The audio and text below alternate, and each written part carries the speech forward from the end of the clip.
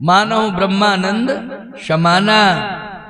दशरथ का पुत्र वही हुआ है, वही सगुण हुआ है। पार्वती मैया ने कहा विश्वास तो है, लेकिन वो दशरथ का ही पुत्र क्यों बना?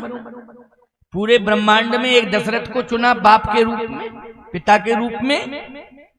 ऐसी क्या कोई विशेषता है दशरथ जी में? भगवान शंकर ने कहा विशेषता है। एक कल्प में, एक कल्प की कथा है, नैमिषारण्य तो आपके पास में ही है। तो नैमिषारण्य तीर्थ में एक कल्प की कथा है, क्योंकि कल्प कल्प प्रति प्रभु अवतरहि, चारु चरित नाना विधि करहि। एक कल्प में भगवान नैमिष में भी प्रकट हुए थे कि नहीं हुए थे? महाराज मनु शत्रुपा के सामने बोलो नैमिष में भी प्रकट हुए थे। एक कल्प भेद है। नील सरोरुह नील मणि नील नीरधर श्याम, लाजय तन शोभा निरख कोटि कोटि शतकाम। और वहां भी पुत्र बनने के लिए भगवान वचन दे रहे हैं। इसका मतलब एक कल्प में नैमिष में महाराज मनु और शत्रुपा के सामने गोमती के पावन तट पर भगवान निर्गुण से सगुण हुए थे। ये प्रमाण है। क्योंकि मांग मांग बर भई नभवानी, परम गंभीर कृपामृत शानी। वाणी ने कहा मांगो मांगो मांगो, देने वाला कोई था नहीं, केवल वाणी कह रही थी मांगो मांगो, जो मांगोगे सो मिलेगा। यही ब्रह्म वाणी है। बोलो ये कौन सी वाणी है? जल्दी बोलो। ये ब्रह्म वाणी है कि शरीर दिखाई नहीं दे रहा है और मांग मांग मांग, जो मांगेगा सो मिल जाएगा तुझे, मांग। लेकिन मनु जी ने कहा नहीं, देने वाला सामने आवे तब हम लेंगे। यानी निर्गुण कहता है मांगो, जो मांगोगे हम सामने नहीं आएंगे, आ नहीं सकते हैं, लेकिन जो तुम मांगोगे वही मिल जाएगा। लेकिन महाराज मनु भक्त हैं, वो कहते कि नहीं, पहले मैं दर्शन करूंगा, इसके बाद मांगूंगा, पहले दर्शन दो। अच्छा, तुम लोगों की भी एक बड़ी विचित्र कंडीशन है। महाराज मनु जो है भगवान को मांगते हैं, लेकिन तुम मंदिर में जाते हो तो भगवान से मांगते हो। क्यों? तुम भगवान से मांगते हो, भगवान को तो नहीं मांगते, भगवान से मांगते हो। क्यों भाई मांगते हो नहीं भगवान से? महाराज मनु जैसे भक्त बनो तो वो निर्गुण होगा, लेकिन सगुण बन के आएगा। भले ही चाहे जितना उसे मशक्कत करनी पड़े, लेकिन वो भक्त के कारण आएगा। सो केवल भगतन हित लागी, परम कृपालु प्रणत अनुराग। वो तो आएगा ही आएगा, लेकिन इसके लिए करना क्या पड़ेगा? जल्दी बोलो। इसके लिए तुम्हें मनु शत्रुपा जैसा भक्त होना पड़ेगा। ये गोमती के पावन तट पर ऋषियों की भूमि है, नैमिष। किसकी भूमि है? ऋषियों की भूमि है। और ऋषियों में भी 88,000 ऋषि। साधारण है क्या? इतनी बड़ी संख्या में किसी तीर्थ में ऋषि नहीं, नैमिषारण्य में है। जब हम कथा कह रहे थे व्यासपीठ पर, तो लोगों ने कहा महाराज अब तो 88,000 नहीं है, पहले होंगे, अब तो नहीं है नैमिषारण्य में। हमने कहा कि तुम्हें दिखाई नहीं दे रहे तो मैं क्या करूं?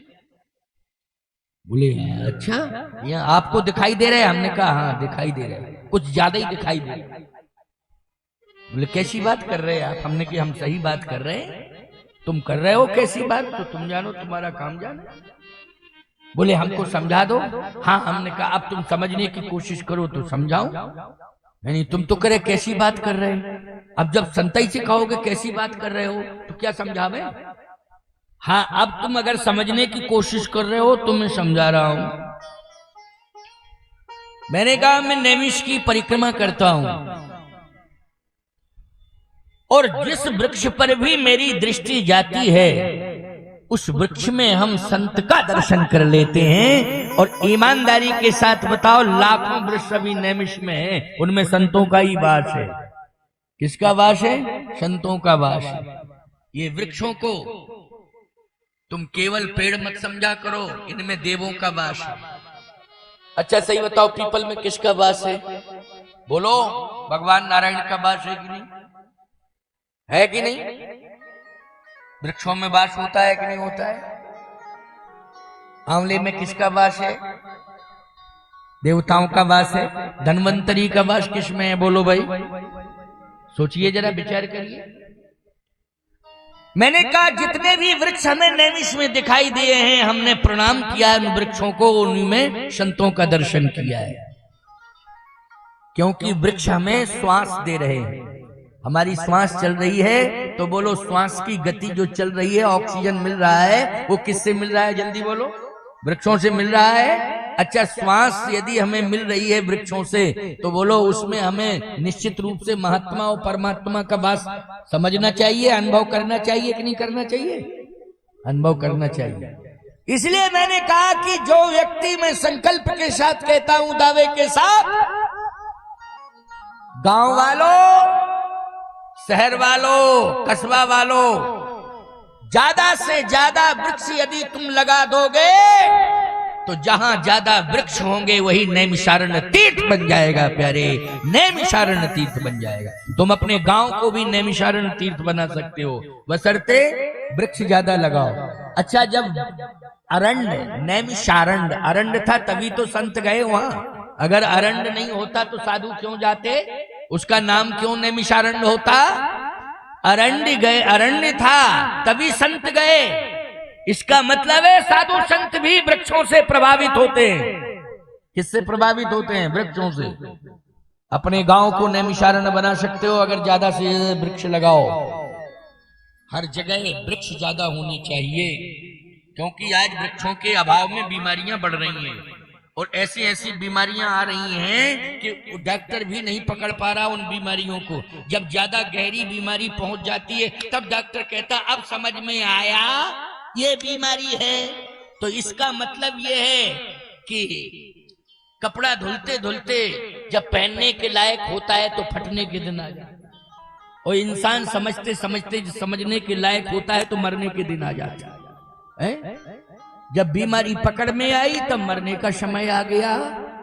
लेकिन बीमारी आ ही नहीं सकती है, ये वृक्ष जो है कवच बन करके तुम्हारी रक्षा करेंगे, और ये बीमारी को तुम्हारे अंदर नहीं जाने देंगे। कवच बन करके ये बीमारी से लड़ेंगे।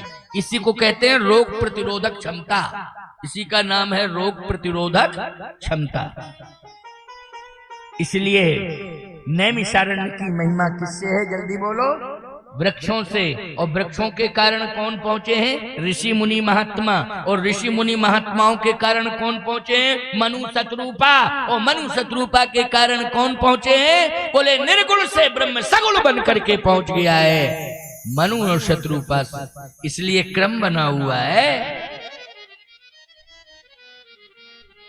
मांग मांग बर भई न भवानी, ओ परम गंभीर कृपामृत सानी। मांगो मांगो मांगो मांगो। मनु जी ने कहा नहीं, सामने आओ दो, क्योंकि मुझे दर्शन करना है। ये मांगने वांगने वाला झंझट खत्म, आपका दर्शन हो। यानी भगवान को ही मांग लो कि आप मेरे हो जाओ। और जब भगवान को तुम मांग लोगे तो फिर गीता का जो सिद्धांत है, अनन्यास चिंतयन्तो माम ये जनः पर्युपासते तेषाम नित्याभियुक्तानाम योगक्षेमं वहाम्यहम्। जब भगवान को तुम मांग लोगे तो भगवान तुम्हारा संपूर्ण योगक्षेम वहम करेगा। लेकिन तुम भगवान से मांगते हो तो भगवान दे देता है, लो। और भगवान देता है तो फिर तुम अभिमान में आ जाते हो, तो फिर वो दी हुई भगवान की वस्तु भगवान के पास चली जाती है। क्यों भाई, चली जाती है कि नहीं? आप कहोगे महाराज ऐसा कैसे? अंगद जी ने रावण से कहा है कि जो कुछ भी तेरे पास है सब भगवान का दिया हुआ है। रावण बोला क्या क्या दिया तेरे भगवान ने? मैं भी तो समझ लूं क्या क्या दिया। अंगद ने कहा साम दाम और दंड विभेदा। साम दाम दंड भेद, ये 4 नीतियां भगवान ने दी हैं। लेकिन अब तू दुरुपयोग कर रहा है, अभिमान में आ गया है, इसलिए जो भगवान ने दिया है वो भगवान वापस ले रहे हैं। इसलिए अंगद ने 4 मुकुट पकड़े और फेंक दिए, भगवान के पास पहुंच गए। बोलो 4 ही थे मुकुट 10, लेकिन फेंके कितने जल्दी? बोलो 4, केवल 4। क्योंकि भगवान ने जो दिया था, जो तेरा है वो तेरे पास है, लेकिन जो भगवान का था वो भगवान के पास ही जाएगा। कौन? क्या गया? क्या नीतियां 4, शाम दाम और दंड विभेदा, नृप और बसत नाथ कह बेदा। भगवान ने कहा कि अच्छा अंगद, तो ये मुकुट नहीं है, ये 4 नीतियां भेजी तुमने। हाँ प्रभु, मुकुट तो 10 थे, अगर मुकुट भेजता तो 10 भेज देता, लेकिन मैंने 4 भेजे हैं। देखने में ये मुकुट हैं, लेकिन हैं तो ये नीतियां। तो मेरे पास क्यों भेजे? जब मैंने उसको दे दिया था तो वापस क्यों कर दिया तुमने? अंगद जी ने कहा, धर्महीन प्रभु पद विमुख, काल विवश 10 शीस, और तहीं पर हर गुण आयु, सुनहु कौशलाधीश। धर्महीन प्रभु पद विमुख, काल विवश 10 शीस। वो धर्महीन हो गया है, इसलिए धर्महीन के पास आपके द्वारा दी हुई कोई वस्तु रहती नहीं है, वो वापस आपके पास पहुंच जाती है। इसलिए व्यक्ति अभिमान करता है, उस समय धर्महीन हो जाता है। जब पाकर के फिर अभिमान करे तो क्या हो जाता है? धर्महीन हो जाता है। और धर्महीन होता है तो फिर वो भगवान का दिया हुआ सब भगवान के पास वापस आ जाता है। इसलिए अभिमानी का विनाश होने लगता है, विनाश होने लगता है। रहा न को कुल रोबन हारा। ये मैंने संदेश दिया है, समाज को संदेश दिया है। ये सोशल मीडिया के माध्यम से तो लाखों लोगों को संदेश दिया है। ये लाखों लोगों तक आवाज जाती है, समझ गए हो कि नहीं? ये प्रवचन केवल यहीं तक सीमित नहीं है, ये प्रवचन लाखों लोगों तक जा रहा है। आज नहीं कल पहुंचेगा, परसों पहुंचेगा, पड़ जाएगा यूट्यूब में, लोग सुनेंगे और लाखों लोग सुनते हैं। कई लाख फॉलोवर्स हैं हमारे प्रवचन के, तो बहुत हैं, सुनते हैं वो, तभी तो हैं। तो यहाँ का नहीं सुनेंगे क्या? कान में उंगली डाल देंगे क्यों भाई? कि हमको सिमरिया का प्रवचन नहीं सुनना? वो तो सुनते हैं, तो ये भी सुनेंगे, यहाँ का भी सुनेंगे कि महाराज जी ने क्या कहा था। संकट मोचन हनुमान मंदिर पर परिसर में जो प्रवचन हुआ था, महाराज जी ने क्या कहा था, वहां यहाँ का भी सुनेंगे। ये बात लाखों लोगों तक जा रही है। लेकिन यहाँ रावण में और मंदोदरी में बहुत अंतर है। और मनु शत्रुपा के विचार एक ही हैं, पत्नी पत्नी के, बोलो है कि नहीं? एक ही विचार है, इसलिए भगवान पुत्र बन रहे। और रावण मंदोदरी के विचारों में भिन्नता है, इसलिए भगवान शत्रु बन रहे। बोलो, रावण के भगवान शत्रु बन रहे और मनु के भगवान क्या बन रहे हैं? पुत्र बन रहे। बोलो कितना अंतर है? मनु के पुत्र बन रहे और रावण के शत्रु बन रहे। दशरथ के पुत्र बन रहे और रावण के शत्रु बन रहे, बहुत अंतर है। क्या करे? मंदोदरी कहती है कि हम तो भक्त हैं और भक्ति करते हैं, लेकिन क्या करें, ये मानते नहीं हैं, मानते ही नहीं है, सुनते ही नहीं है। क्यों नहीं सुनते? मंदोदरी ने कहा, इसलिए करे पान सोवे दिन राती। जो शराब पी लेते हैं वो किसी की सुनते नहीं है, मानते नहीं। याद रखना। क्यों भाई? जो शराब पी लेते हैं वो किसी की सुनते भी नहीं है और मानते भी नहीं है। एक लड़के ने शराब पी ली, अब बाप ने सोचा कि महाराज जी के को प्रणाम ही कर ले, अगर महाराज जी कह देंगे, आशीर्वाद दे देंगे तो हो सकता सुधार हो जाए। हमको बताया नहीं कि ये पिए है। अच्छा, भीड़ भाड़ ज्यादा थी तो ज्यादा पता भी नहीं चला। भीड़ भाड़ हो ज्यादा तो क्या पता चले? 2-4 लोग बैठे हो तो पता चले कि बदबू आ रही है, तो कुछ ऐसा गंदा संदा पी के आया है। लेकिन जहाँ 50-100-200 आदमी घेरे हों, वहां क्या पता चले? बोलो भाई, वहां पता नहीं चलता है। वो हाथ पकड़ के ले आया, पिए था, जबरदस्ती घसीटता हुआ कि महाराज का आशीर्वाद मिल जाएगा तो कम से कम जो है ये सुधर ही जाएगा। ये पिता के मन में लगा, सो पकड़े चला आ रहा घसीटता हुआ, कहता भैया रास्ता दो, रास्ता दो, रास्ता दो। और एकदम मेरे सामने खड़ा कर दिया, बोले प्रणाम कर महाराज जी को, प्रणाम कर। तो उसने प्रणाम किया। अच्छा, जैसे प्रणाम किया तो हमने कहा खुश रहो, तो एकदम बोला तुम भी खुश रहो। अरे राम राम राम राम। मैंने कहा ये कहां से पकड़ के लाया तू ये राक्षस को मेरे सामने, क्योंकि उसको ये पता ही नहीं था, इतना पी लिया उसे होता ही नहीं कि हम क्या कह रहे हो किससे कह रहे हैं। समझ गए क्या कह रहे हैं और किससे कह रहे हैं, बड़ी विडंबना हो जाती है। सावधान, भगवान ने तुम्हें मानव शरीर दिया है, लेकिन यदि तुम धर्म के विरुद्ध आचरण करोगे तो उम्मीद मत करना कि अगले जन्म में तुम्हें ये शरीर मिल जाए, क्योंकि भगवान वापस ले लेंगे कि तुमने दुरुपयोग किया है, तुम इसके लायक नहीं हो, इसके लायक नहीं हो तुम। क्योंकि धर्महीन प्रभु पद विमुख काल विवश दस शीस, और तहीं पर हर गुण आयु सुनो कौशलाधीश। इसलिए गुणी बनो, चरित्रवान बनो, सात्विकी बनो, सदाचारी बनो, क्योंकि भगवान ने ये चोला दिया है तुम्हें। मानव का शरीर किसने दिया है? भगवान ने दिया है। आप कहोगे महाराज ये तो नैसर्गिक प्रक्रिया है, जब मानव परिणय बंधन में बंधता है तो वंश वृद्धि होती है। गलत। बड़े बड़े पहलवानों के औलादे नहीं हुई। बोलो भाई, अगर प्रक्रिया है तो हमको ये जवाब दो। बड़े बड़े पहलवानों के जो प्रदेश चैंपियन हैं, बड़े बड़े पहलवानों को चित्त कर दिया उन्होंने, लेकिन बच्चे नहीं हुए, बच्चे ही नहीं हुए उनके, न बेटी न बेटा कुछ। इसको कैसे दुहाई दोगे तुम, कैसे चैलेंज दोगे? ये भगवान का दिया हुआ शरीर है, ये शुक्र मनाओ, प्रार्थना करो, शुक्र मनाओ कि किसने दिया है ये शरीर, ये परमात्मा ने दिया है। इसलिए ये भगवान का दिया हुआ शरीर है, किसी मानव का नहीं है। खबरदार नहीं, कितने लोग हैं, कितने जीव हैं जो पेट के अंदर ही खत्म हो जाते, कुछ पैदा होते ही खत्म हो जाते। क्यों भाई, हो जाते कि नहीं हो जाते?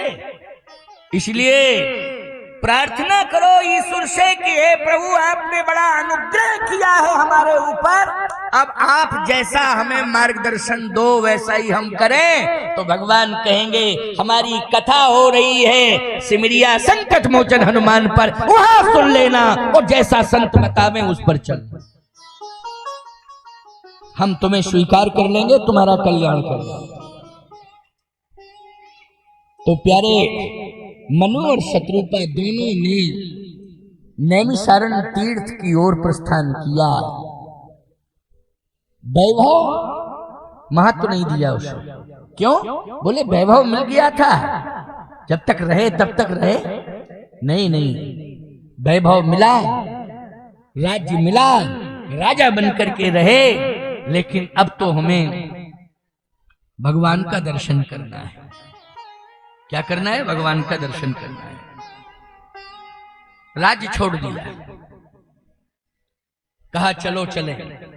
राजा के पास महल होते हैं, लेकिन नैमिषारण्य में जब आप देख रहे हो, अब कुछ वर्षों से विस्तार हो गया, नहीं पेड़ पौधे ही ज्यादा थे। क्यों भाई, थे कि नहीं?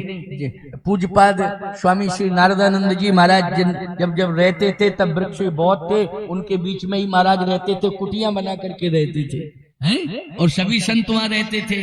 इसके बाद श्री स्वामी विवेकानंद जी जब नैमिष पीठाधीश्वर बने तो उन्होंने निर्माण कराया।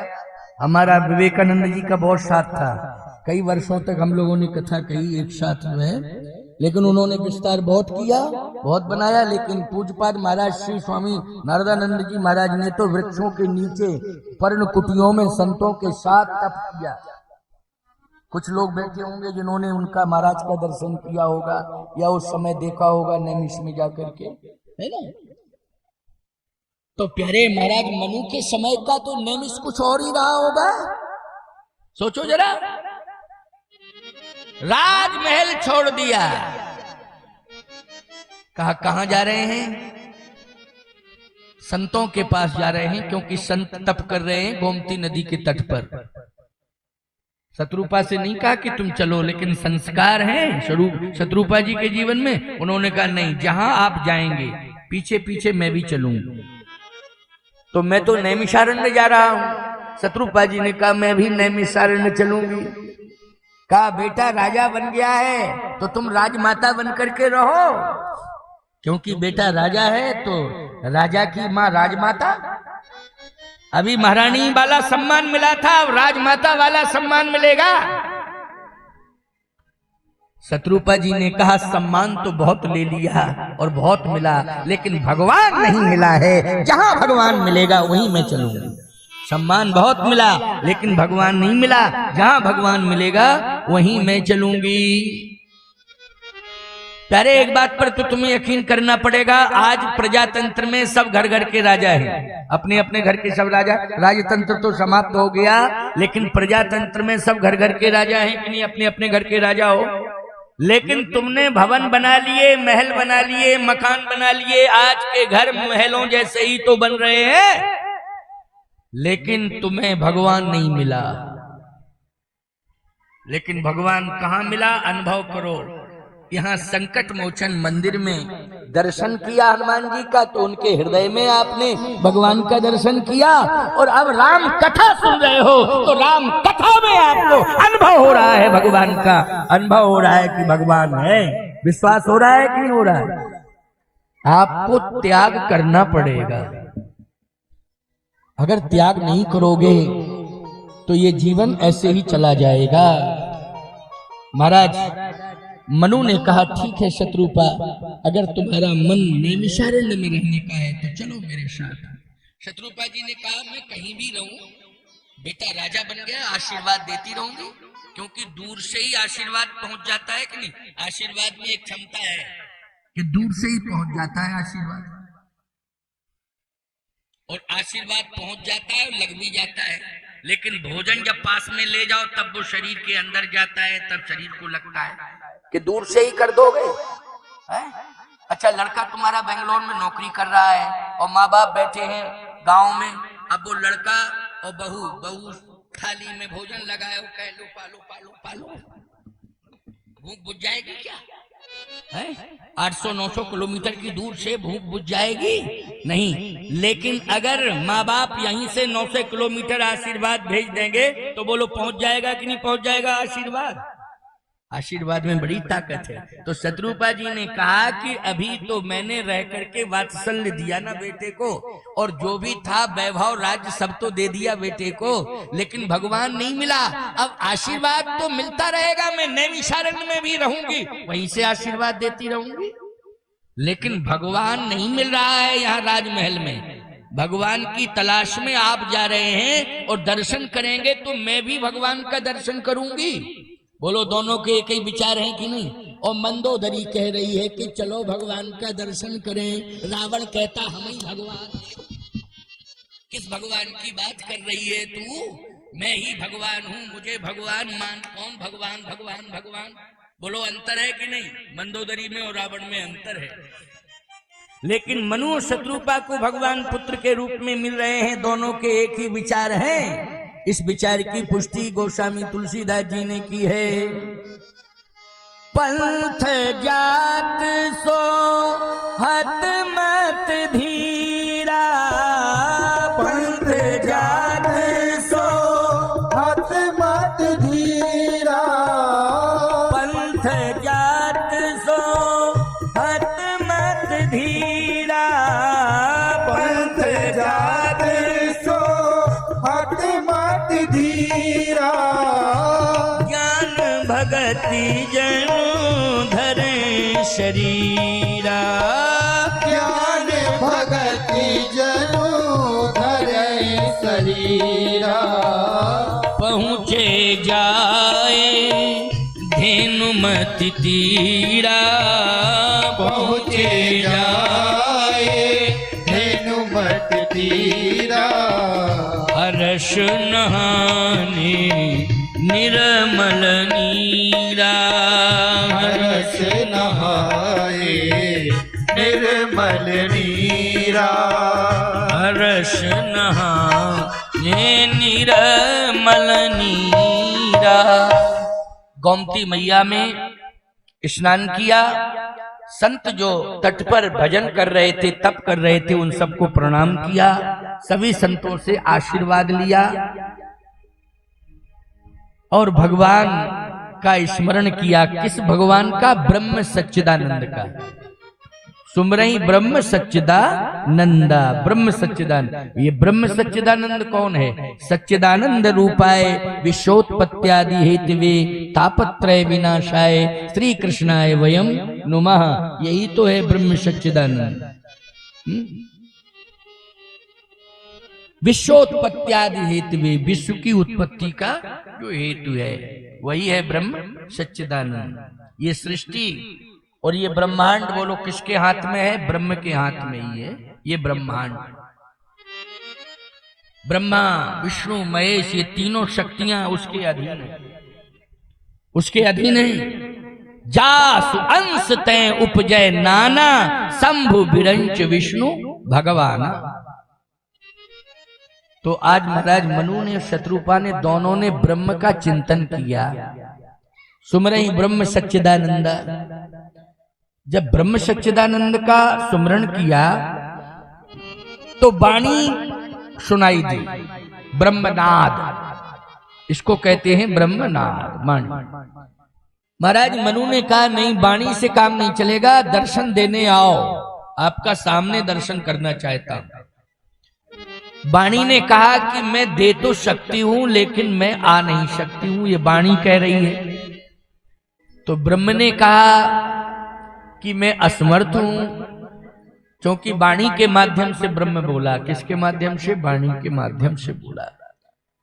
मनु जी ने कहा तो कोई बात नहीं, अगर आप नहीं आ सकते हो तो ऐसा कुछ हमारा जिद नहीं है, नहीं आ सकते हो तो नहीं आ सकते हो। तो वाणी ने कहा कि कब तक इस तरह से रहोगे नैमिष में? कहा जब तक आप आ नहीं जाओगे। तो ब्रह्म ने कहा यदि मैं नहीं आया तो? महाराज मनु ने कहा तो क्या है, प्राण त्यागूंगा, प्राण त्याग दूंगा। तो वाणी मौन हो गई, मौन हो गई वाणी कि भाई प्राण ही त्यागने की बात आ गई। प्राण त्यागने, देखो भगवान को प्राप्त करने के लिए आज जिद ठान ली है कि अगर नहीं मिलोगे, दर्शन नहीं दोगे तो मैं प्राण त्याग दूंगा। मनु जी कह रहे हैं। लेकिन आजकल बोलो, बेटा जिद करता है तुम्हारा, हमें ये दो ये दो ये दो, और बाप कहता नहीं है तो सल्फास खा लेता है। कितनी घटनाएं ऐसी, कितनी घटनाएं। अरे राम राम राम राम, वस्तु पर प्राण दे रहे हो, कोई वस्तु नहीं मिल रही है तो प्राण दे रहे हो। तुम्हारे डिपार्टमेंट में भी यही नाटक है। पति क्या करे बेचारा, ये लाओ वो लाओ, ये लाओ वो लाओ, ये लाओ वो लाओ, ये लाओ वो लाओ, भागा भागा फिर रहा है। अगर कुछ नौकरी भी कर रहा है तो 1 लाख रुपया आ रहा है, 1.25 लाख का खर्च पड़ रहा है घर में। नौकरी भी जो है माइनस में जा रही है। खेती कर रहे हो, ये लाओ वो लाओ, ये लाओ वो लाओ, ये लाओ वो लाओ, इस चक्कर में जो है खेती में पता ही नहीं चलता है? कुछ जो है चूहे खा गए खेती, और कुछ जो है तमाम प्रकार के रोग खा गए खेती, और जो बचा कुचा सो सामान मंगाने वालों ने खा लिया। डिमांड कर करके कुछ नहीं बचा है। अब गमछा हिलाते फिर रहे हो, घूमते। क्या है जीवन? याद रखना, ये जीवन नरक की ओर जा रहा है। मांगना है तो भगवान को मांगो, भगवान को मांग लोगे तो सब कुछ मिल जाएगा तुम्हें, क्योंकि उसके हाथ में सब कुछ है। उससे बड़ा ना कोई धनवान है, इसलिए सबसे बड़ा भगवान है। क्यों भाई? उससे बड़ा कोई धनवान नहीं है, इसलिए सबसे बड़ा भगवान है। वो उसी को मांगो, उसी को मांग लो। हमने तो अनुभव कर लिया, भगवान को मांग लिया। क्या भगवान ही पूर्ति करते हैं, सब पूर्ति करते हैं भगवान। कोरोना काल इतना बड़ा आया, कोरोना काल, उसमें मंदिर के पट बंद रहे, मेरी कथाएं बंद रही, सभी के व्यापार बंद रहे, लेकिन खेती किसानी बंद नहीं हुई। बोलो भाई, तुम बताओ ईमानदारी के साथ बताना। दुकानें बंद हो गई, ये सबाइजपुर तो छोटा सा है, हरदोई बंद, लखनऊ बंद, पूरा प्रदेश बंद, पूरा देश बंद, सब बंद। लॉकडाउन आ गया, सब बंद, ऑफिस बंद, नौकरी चली गई कई लोगों की, प्राइवेट की, बोलो चली गई नौकरियां, फैक्ट्री बंद, लेकिन खेती नहीं, बंद नहीं हुई खेती। क्यों? इसलिए बंद नहीं हुई कि ये भगवान की दी हुई है। सीता जी कहां से प्रकट हुई? जल्दी बोलो। खेत से। बोलो, खेतई से प्रकट हुई ना सीता जी। और आपको एक बात बता, मैं होम बंद नहीं हुए, क्योंकि ऑक्सीजन नहीं मिल रहा था, तो होम ही जो है यज्ञ का धुआं ही सहारा दे रहा था। बोलो क्या दे रहा था? सिलेंडर बंद, ऑक्सीजन बंद। तो हवन पीपल का वृक्ष और पीपल की लकड़ियों से किया हुआ हवन, यानी होम बंद नहीं हुआ और खेती बंद नहीं हुई। क्यों? क्योंकि होम मानी यज्ञ होता है, उससे प्रभु राम प्रकट हुए हैं और खेती से सीता जी प्रकट हुई हैं। इसलिए दोनों ही आपातकाल में हमारे साथी रहे, हमारे साथी रहे। बोलो रहे कि नहीं रहे? होम भी साथी रहा और खेत भी साथी रहा, यानी सीताराम जी की कृपा हमारे साथ रही। भगवान का सहारा सबसे बड़ा सहारा है। ये कोरोना नहीं था, ये घोर कलिकाल था जो अपना प्रभाव दिखा रहा था, और ये बीच बीच में दिखाएगा। नाम बदल जाएंगे बीमारियों के, लेकिन ये घोर कलिकाल का ही प्रभाव होगा। किसका होगा? घोर कलिकाल का प्रभाव होगा। केवल नाम बदलेंगे बीमारियों के। ये मत सोचना कि हम लोग कोरोना से जीत गए, जीत गए, जीत गए। नहीं नहीं नहीं, कलिकाल तुम्हें पछाड़ेगा और कई बार तुम्हारे दरवाजों पर आएगा, दस्तक देगा और तुम्हें चुनौती देगा, ललकारेगा। बस नाम बदल जाएगा। क्या होगा? नाम बदल जाएगा। लेकिन मैं चैलेंज के साथ कह रहा हूं, यदि कलिकाल को कोई चैलेंज दे सकता है, यदि प्रभावित कर सकता है, ललकार सकता है, तो वो सीताराम का नाम है, वो सीताराम का भक्त है, वही ललकार सकता है, और दूसरा कोई नहीं। सब प्रभावित हो जाएंगे, सब प्रभावित हो जाएंगे। हो गए प्रभावित कि नहीं? मंत्री मिनिस्टर हो गए थे, डॉक्टर हो गए थे, कलेक्टर मिनिस्टर, सब प्रभावित। लेकिन नहीं, जो राम का नाम जपेंगे, जो मिट्टी से प्रेम करेंगे, खेत की मिट्टी से प्रेम करेंगे, वृक्षों से प्रेम करेंगे, हवन यज्ञ से प्रेम करेंगे, वो जो है काल जयी होंगे। कलिकाल को भी चैलेंज देने वाले वो वीर योद्धा होंगे। इसलिए प्यारे महाराज मनु और शत्रुपा, जिन्होंने भगवान को प्राप्त करने की ठान ली कि नहीं नहीं मुझे तो प्राप्त करना ही है। वाणी ने कहा नहीं आएंगे तो, मनु शत्रुपा ने कहा मर जाएंगे, और क्या होगा, प्राण निकल जाएंगे, चले जाए, कोई बात नहीं, लेकिन दर्शन तो करना ही है आपका। वाणी ने मौन हो गई, लेकिन देखा उस ब्रह्म ने भले ही। याद रखना, बिन पग चले सुने बिन काना, कर बिन कर्म करे विधि नाना, आनंद रहित सकल रस भोगी है, आनंद रहित। लेकिन फिर भी वो नेत्र नहीं है, देख रहा है। क्यों देख रहा है? क्योंकि जल में वह है, तृण में वह है। बोलो, है तृण में वह, जल में वह है, धूल में वह है, वृक्ष में वह है, पत्तों में वह है, हमारे पास में ही है, लेकिन हमें दिखाई नहीं दे रहा है, लेकिन वो हमें देख रहा है, वो हमें देख रहा है। ब्रह्म ने देख लिया, रक्त चला गया, मांस चला गया, हड्डियां बची हैं, लेकिन पीड़ा नहीं हो रही है। क्यों नहीं हो रही पीड़ा? इसलिए नहीं हो रही है क्योंकि अभी नहीं आया है वो, तो मैं मर के चला जाऊंगा तो मिलेगा वो।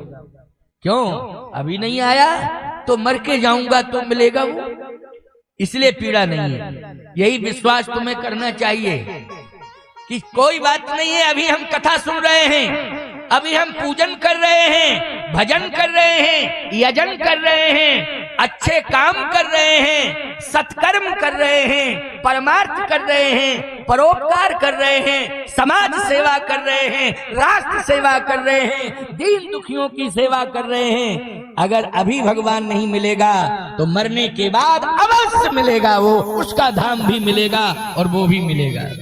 राम काज कारण तन त्यागी, हरिपुर गयऊ परम बड़ भागी, हरिपुर गयऊ परम बड़ भागी। राम काज कारण तन त्यागी, पर हित बस जिनके मन माही, और तिन कहा जग दुर्लभ कछु नाही। विश्वास करना चाहिए। आज शरीर कैसा है मनुष्य ध्रुवा का? अस्थि मात्र होए गयऊ शरीरा, अस्थि मात्र होए गयऊ शरीरा, तदपि मनाग मनई नहीं पीड़ा, तदपि मनाग मनई नहीं पीड़ा। मन में पीड़ा नहीं, मरने के बाद भगवान मिलेंगे, मिलेंगे जरूर, विश्वास है। बस श्वास मंद होती जा रही है, क्योंकि जब शरीर में रक्त नहीं रहता है, मांस मज्जा का अभाव हो जाता है, हड्डियां बचती हैं, तो श्वास की गति कैसी पड़ जाती है? मंद। श्वास की गति मंद हो जाती है, मंद श्वास पड़ने लगी, क्योंकि अस्थि मात्र हो गए शरीरा, लेकिन मंद श्वास। भगवान ने कहा कि इसके प्राण ही निकल जाएंगे, लेकिन बदनामी हमें मिलेगी कि इतना चिंतन करता रहा, इतना समर्पण किया, लेकिन कितना निष्ठुर हो गया, तू आया नहीं। भगवान बोले बदनामी मुझे मिलेगी। नहीं नहीं नहीं, अब तो जाना ही पड़ेगा। लेकिन समस्या यह है कि जाऊंगा तो हमारा श्रृंगार कौन करेगा? ये नाक कौन बनाएगा? कान कौन बनाएगा? ओंठ कौन बनाएगा? क्यों भुजाएं कौन बनाएगा? उधर कौन बनाएगा? पैर कौन बनाएगा? उंगलियां कौन बनाएगा? बनाएगा क्यों भाई? बना, ये तो पिंड है निर्गुण का। क्यों भाई?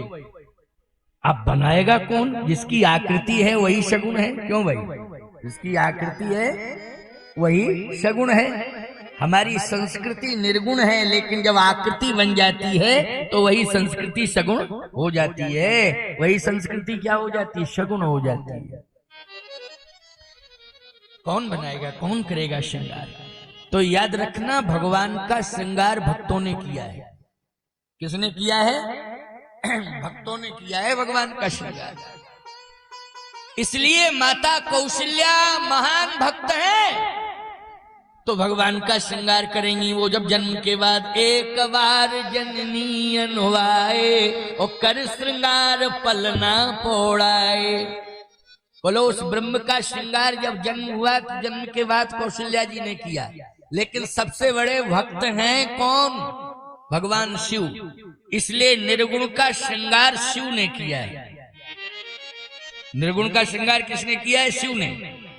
नैमिषारण्य में आया तब शिव ने श्रृंगार किया, और अयोध्या में आया तो जन्म के बाद माता कौशल्या ने श्रृंगार किया है। क्योंकि आज जन्म की कथा होगी ना, इसलिए बार बार कौशल्या जी का नाम आ जाता है। लेकिन इसके पहले तो शिव ने श्रृंगार किया है। कैसे किया आप जरा सुनते जाओ, भाव की बात है। क्योंकि मनुष्य रूपा के पास आना है और दर्शन देना है, तो शिव जी ने किया है श्रृंगार। प्यारे भगवान, वो ब्रह्म निर्गुण से सगुण होता है तो उसका रंग श्याम होता है। बोलो, जब निर्गुण से वो सगुण होता है तो उसका रंग कैसा होता है? श्याम रंग होता है। चाहे राम हो, चाहे कृष्ण हो, चाहे विष्णु हो, बोलो इनका रंग कैसा है? श्याम रंग है। अच्छा एक बात बताना जरा, लकड़ी किसी भी रंग की हो, लेकिन लकड़ी को अगर जला दिया जाए तो भस्म एक ही रंग की होती है। चाहे व्हाइट कलर की लकड़ी हो, चाहे पीले कलर की लकड़ी हो, चाहे नीले कलर की लकड़ी हो, चाहे हरे कलर की लकड़ी हो, लेकिन जब वो आग को सौंप दी जाती है तो भस्म हो जाती है, तो रंग एक हो जाता है। हो जाता है कि नहीं हो जाता? रंग एक। अच्छा वो रंग कैसा होता है? जल्दी बोलो। श्याम रंग। कैसा रंग होता है? जल्दी बोलो। श्याम रंग होता है। एक गोरा आदमी का शरीर छूटा, उसी समय एक काले आदमी का शरीर छूट गया और दोनों को मरघट पर ले गए। लोग कह रहे थे भैया ये गांव का सबसे गोरा था, दूसरे लोग कह रहे थे ये गांव का सबसे काला रंग वाला व्यक्ति था। तो एक का रंग काला है, एक का रंग गोरा है। एक ही समय दोनों पैदा हुए, एक ही समय दोनों मृत्यु को प्राप्त हुए, एक ही मरघट पर पहुंच गए और एक ही समय दोनों का अग्नि संस्कार हुआ। लेकिन जब जलने के बाद लोग देखने गए तो भस्म का दोनों का रंग एक हो गया। पता ही नहीं चला कौन गोरा कौन काला। क्यों भाई? कौन गोरा और कौन काला खता। अच्छा शिव जी सबसे ज्यादा प्यार किससे करते हैं? मुर्दे की भस्म से। बोलो किससे करते? जल्दी बोलो। भस्म से प्यार करते। अगर ताजे मुर्दे की भस्म नहीं मिलती है तो इनके लिए कंडों की भस्म तैयार की जाती है।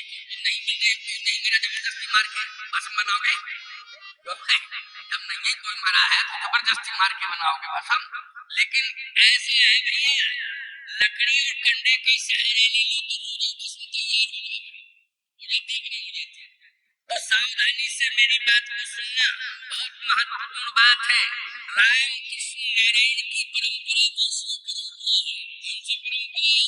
वैष्णव परंपरा है। और वैष्णव परंपरा में भस्म भी अगर उपयोगी होगी तो मुर्दे की नहीं, लकड़ी कंडे की भस्म। बोलो किसकी भस्म होगी? लकड़ी और कंडे की भस्म। तो शिव जी ने कहा हमें मर्यादा का ध्यान रखना है, लेकिन हमें भस्म प्रिय है। इसलिए जब आप लोग नहा के श्रृंगार करते हो तो सबसे पहले पाउडर लगाते हो। पाउडर क्यों भाई? स्नान करने के बाद श्रृंगार करते हो तो क्या लगाते हो? पाउडर। तो काले से गोरे हो जाते हो।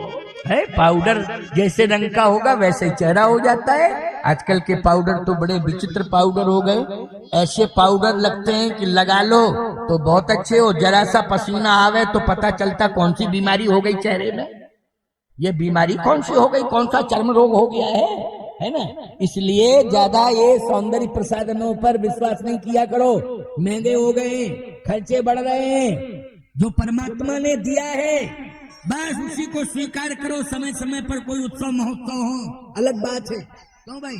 लेकिन रोज की चर्या में सामान्य स्वरूप में ही रहना चाहिए।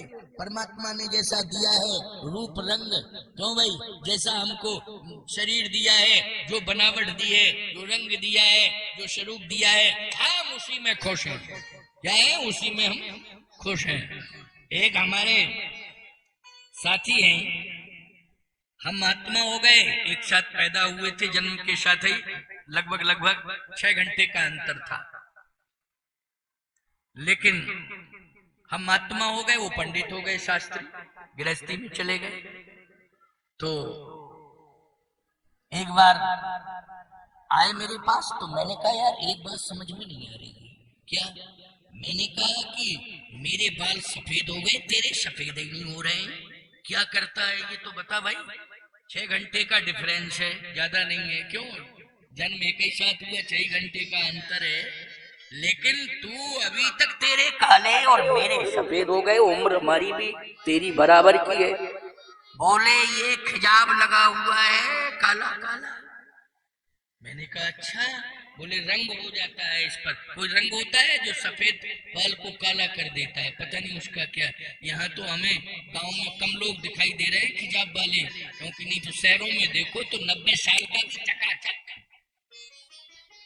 ऐसे लगता आज ही पैदा हुआ है।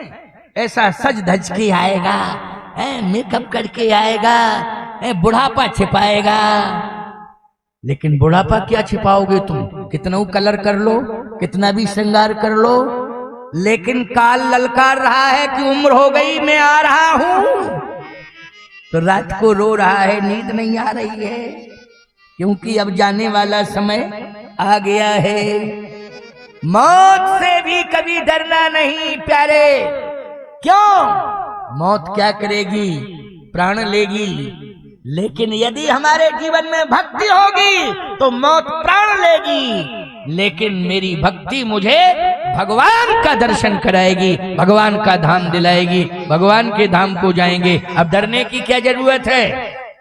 लेकिन बस इसके लिए हमें एक ताकत चाहिए, वो है भक्ति की ताकत। किसकी ताकत है? भक्ति की ताकत, चरित्र की ताकत। यदि चरित्र है, भक्ति है हमारे जीवन में, हम सत्य और धर्म पर चल रहे हैं, निश्चित रूप से हमें मरने से कोई रोकेगा भी नहीं, लेकिन हम डरेंगे भी नहीं, और हमें कोई बैकुंठ जाने से भी कोई रोक नहीं पाएगा।